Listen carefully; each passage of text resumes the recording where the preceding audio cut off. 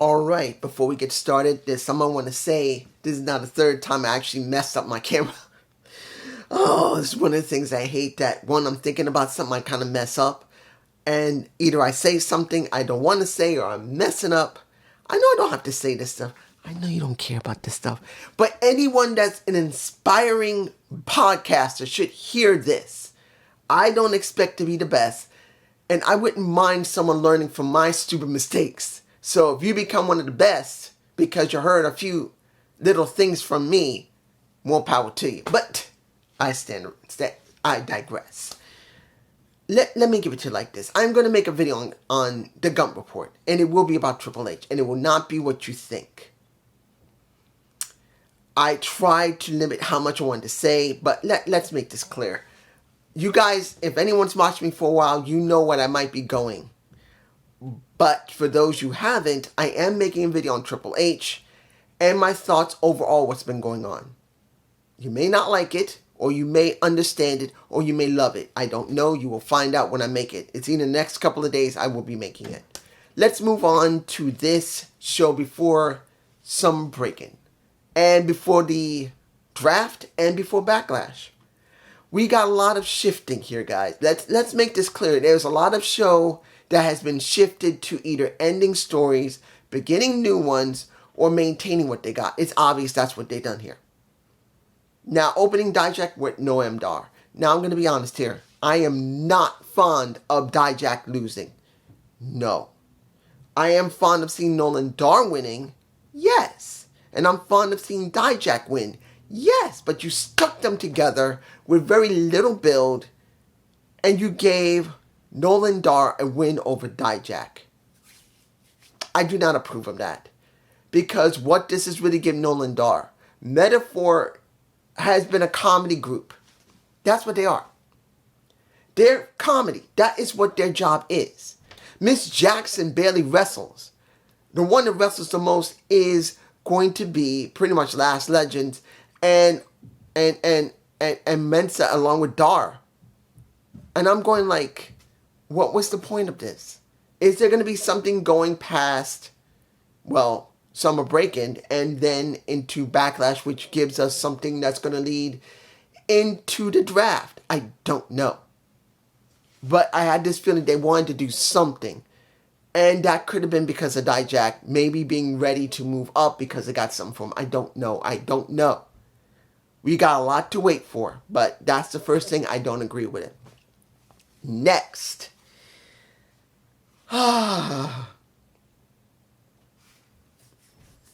What do I feel about Soruka still dealing with Davenport? Don't like it. It's like they really don't know what to do with Davenport, and they really don't know what to do with Soruka. And then you have Lola Vice, who's showing a lot of ass. Let's make it clear. She's a thick one. She's thick down here. She may not be thick here. She's like, drink. And then she go, woo. That is Lola Vice. And I don't hate her. She has some level of character. Not much. She still isn't very well developed. Most she's shown is more ass than she shows more development. And her wrestling is still kind of borderline okay to needing more work. That's what we got. But then you look at Soruka. I actually like Soruka. She's very pretty. She does have ability in the ring. If she need it, I know as a fundamentals, she can do it. But she won't do the fundamentals. She does more gymnastic work. And that really hurts her character. That's me. That's just how I am. I look at Soruka that she could be a little bit more like this. A little more wrestling, less gymnastic, and work on her character. And I know people are going to say, dude, she just, that's all she knows. She can only do high flying. Well, guess what? Not all the time people want high flying wrestling. It's not coming from an old guy. It's proven. They also want character development. Look, JD wants character development. He wants a gimmick, a character from somebody. When it comes to Just Alex, he's the same way, even though we know how Just Alex is, and we know how JD are. They both have their own agendas and what they believe is right. But they're both right like I am. We need more character. We need more gimmicks. As much as we love wrestling, wrestling cannot be the sole thing. And so Ruka looks like she could carry a character if she toned back some of her gymnastic work. Because the more gymnastic work she does, the more that's going to have to feed into a character. And we already have how many people? We have her. We have Miss Jackson. We've had Tiffany Stratton. We have, who else? We got so many women who can fly around the damn ring just like her. And honestly, it needs to stop. They need to crank back a little bit and find a healthy balance. Now, seeing that we have her still dealing with Davenport, like I said, I just don't see anything for either one of them. Hopefully they'll give us something better, either a stipulation or a gimmick where probably we're not going to get a gimmick. We'll get a stipulation where one of them is going to leave, I guess. My guess it'll be Davenport. Let's move on to Joaquin Wilde versus Ridge Holland, which we still don't know where they're going to go with him. Yes, we saw Shawn Spears, which still goes, but that doesn't really mean much. Ridge, the way it looks, must finally feed into his heavy aggression. He keeps trying to fight it, and he can't. And the key here is, when are they going to pull the trigger on it? And we don't know. Maybe after spring break-in, maybe after Backlash, and maybe more after the draft. Because if they don't pull the trigger on him soon, he is a waste of time. And I don't want to see that with Ridge Holland. He does have something there. But this is just me. Open challenge. Dragunov versus Van Evans. I can't remember his first. Del Van Evans, I believe. It was a little setup by Ava, basically saying to a Dragunov, I want to give you something to do. Because you're free right now. And he says, I don't care, just tell everybody to get ready. Get ready for the Mad Dragon. And the entire locker room emptied out to try and get a world title shot. But guess what? Van Evans jumped into the ring and then we had a match. Now, I'm going to tell you this. If everyone is already getting behind Van Evans, I'm not. I'm not. I see nothing from Van Evans. Nothing more than Frazier, Axiom, more than Femi. No, Femi and Blade and anyone else that flies around the ring. He's not different than any of them. He has no character yet. He has no gimmick yet. The only thing he has is flying through the ring. And I see that from already 4 or 5 guys already on the main either on the main roster or in NXT. Look, Evans is not better than Ricochet. Ricochet is a much more better high flyer. He just is. Axiom is way better than him. And Frazier's better than him. I'm sorry. I see nothing from Evans yet. So I'm not going to care about him. I don't care about him. He had a good match. Meant nothing. It was just to introduce him to more people to get behind him. But guess what? He's still not better than Axiom. He's still not better than Frazier. He's not better than Wesley. Wesley is better than any one of them. And he's still out injured. So unless they give him some type of special gimmick or a manager or something, I see nothing from him. Zero. And don't get me wrong. He's got ability, but without more than what he's showing, it's nothing. Moving on. Let's go to some of the stuff we had in backstage segments, some video packages, and what do we really get? Now, Gigi Golan and Ariana Grace have their moments. Let me educate you.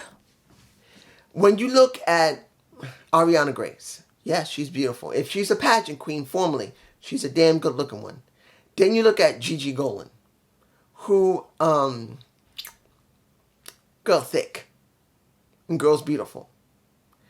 But when it comes to Gigi, her style is goth.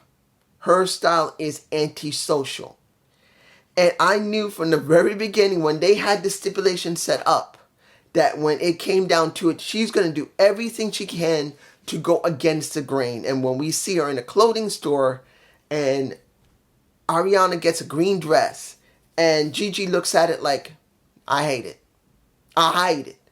And then she looks at it like, okay, maybe I can make something out of it. And you hear Taryn.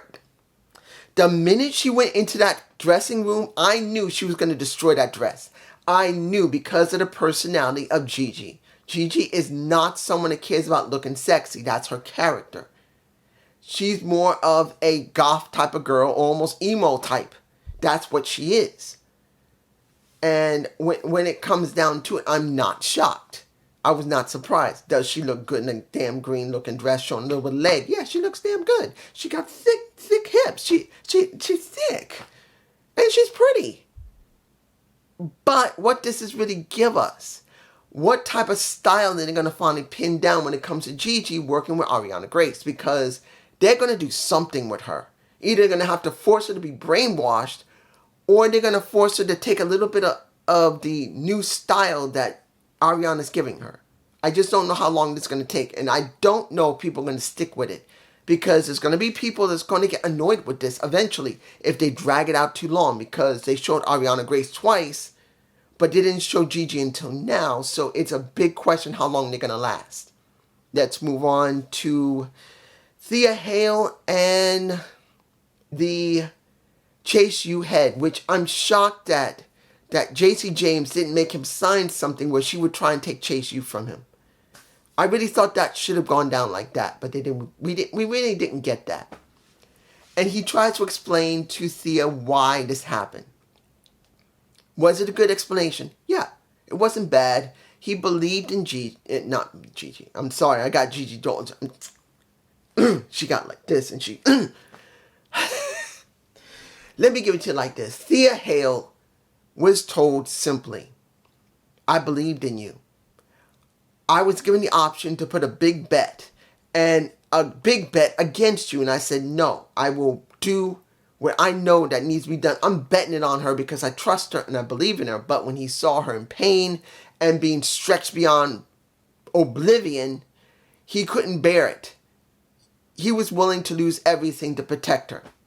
And she accepted the explanation and they moved on with it. But now, with the match that we got between her and Tatum Paxley, where Paxley is now, let me give it to you like this. Take away the match because it was an okay match. We got Tatum getting beat up by Laura Valkyria when it was over because she did win. We did get, I really wish I truly wish that Andre Chase had signed something from JC James and she tries to basically blackmail him. I wish she had done that. Because even though it needs to happen, the story between Thea and JC needs to end. And maybe at Spring Break it will finally end and maybe we will finally get JC James on the main roster. It feels like it needed it. But I'll give it like this. Seeing that two stories were put together at the same time where they're still working it is fine. And Tatum seeing that the only thing she cared about was the title and anyone that's wrapped around it, she will chameleon herself to try and either be like them or to love them was okay. Now, AOP versus Blade and Ufi. There was no match. It was just AOP destroying them. But I'm going to be honest here. When you look at Final Testament, you know who needs to leave it? One person. One. And that is Karrion Kross. He needs to leave the company. I'm sorry. Anybody else you love him? Fine. I am sick of him. Not because I hate him. It's because they didn't do anything with him. Look what happened. They made him look like the damn gladiator when he was finally brought up to the main roster and then gotten rid of. Then he was brought back and didn't get anywhere. And it's not like he didn't try. They just didn't push him well enough. And then he's teamed up with Final Testament. With basically, you have him talking when freaking Paul Ellery could talk for you. To try and help him rebuild himself. You could have let Final Testament be on its own path by itself. Not team it with the Pride and constantly fight with them. And now he's down in NXT with AOP, with his wife, and with Paul Ellery, and it's still about him talking for the company of AOP, for his wife, and Paul, when he should be quiet and Paul Ellery talk for him, he's still talking for the company. The entire group. It's stupid. He needs to leave the company and go somewhere else. Either AEW, go back to TNA, I don't care, NWA, MLW, anywhere than WWE, because he's gained nothing. Only thing he's getting is this. I'm just saying.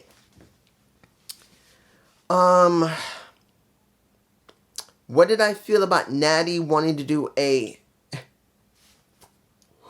oh my gosh, an underground match. The first women's underground match. I don't know if this is going to work. I do not know. I'm not going to bury the thing, because let's make this clear. Natalya, as a professional wrestler, was trained by her grandfather and her other relatives with actual amateur wrestling. Let's make it clear. Her uncles all knew amateur wrestling, not just pro. They went amateur. So it's not like she doesn't know amateur wrestling. So when it comes to Lola Vice in a real fight with her, it would be interesting to see if Natalya would fall back on what she learned in the dungeon. So that will be interesting. But that's if she will play into it. Because it's not like she doesn't know how to wrestle, real wrestling. It's just that I'm questioning, will they ever do it with her? Because this has to lead one way. There's only one reason Natalya is in NXT right now. And that is for the female North American Championship. That is for the women's title. There's only one person that makes the best sense. It's got to be one of the most experienced and oldest veteran they got for the women's division to win that damn title. And it should be her. Flat out, she's got enough pedigree to make it work after being there long enough and being so known as the GOAT, the best of all time, instead of the GOAT being the greatest of all time. She makes the best sense. So this has to lead her getting to North American Championship. If she doesn't win it, this made no sense. It didn't help any women. It's not helping Lola Vice. Lola is still too green to go to the main roster. And she's still just not ready. I'm just saying. What else we got here? Briggs versus Ibar. This is setting up Omofemi. I don't know. Let me give it to you like this. If Ibar just stayed on NXT, I would have no problem. But he's jumping from NXT to Raw. NXT to Raw. He just had a match with Sheamus, which I'm glad to see. But I got to say this about Sheamus. Since he had neck problems, I think he had surgery for his neck. You can tell Sheamus is physically different. You could see that the mass on his arms and his chest have gone. His arms and his shoulders are way smaller now. He used to be like this. He's now like this. He's smaller now. And he looked tanked. It doesn't mean he won't get back in the ring shape. He's been gone for almost 8 to 9 months. But you can tell Sheamus is just not the same. He's not the same. He can't wrestle. He just physically looks different. And now you can see his style has changed a bit. He just looks and has a different bit of a style. He's still doing the 10 beats of the Bowery. He's still doing white noise. He is still doing it. But you can see as he's wrestling, he's just different. Physically different. And even mentally different. You can see him running around in the ring. He just is different. Now, I know everyone else is saying he looks just the same, but not to me. I could see it. But seeing this, I want Ibar on NXT constantly. It would work better, particularly working with Omofemi. That's just me. Final match. And I know I can make this as a title, but I'm just saying Trick won his steel cage. Look, what was this? If I'm right, this was a gift from Melo to Trick. Maybe I might say that and then change. I really don't think I will. I think I might write it. This was a gift from Melo to Trick. The steel cage match was to put Melo out. Done. Finish. This was the beginning and end, believing, I think, Carmelo Hayes finally moving to the main roster. Because we are about to have the draft in a couple of weeks. This is what it feels like. This is what it feels like. Feels like this was a gift from his best friend, Carmelo Hayes, to put him over before his final match with, well, the stipulation saying if he loses, he leaves NXT. I'm hoping, if I'm right, that we will be seeing Dragunov on the main roster as well, and Trick Williams will now be NXT champion. He is not ready for the main roster yet, even though he's so over, he's not ready. I don't believe he's ready because he's not a champion yet. He needs to be one, and to see how far he can go with the roster as the one with the roster on his back. We got a standard steel cage. Yes, we got security from Melo coming in and trying to save his ass in with the steel chair, and Trick nailing Melo when he pulled it up to his face, in the face, and won it. But this was more symbolic than anything else. The way it used to be was when someone was ready to move to the main roster, they would job. That's what this feels like. But this was different because we got two legitimate friends where one had been by the side of the other one while he built himself up when he's ready, but there was no room for him. And then the other one, finally, who I said needed to break away and start developing himself. And I believe he can make some out of himself because he has a good look and he could talk. He just needs to show his wrestling. He's now there. So this was the gift from Melo to Trick, what we've been waiting for. As I've been saying it, this has to be. Now, I could be wrong. And Melo will show up. And Melo will still be around. But I don't believe that. I do believe this is it for Carmelo Hayes, that he's finally going to be called to the main roster. Hopefully, he'll go to Raw. Because he does seem like he would be more of a Raw guy than a SmackDown guy. But this is just me. Peace.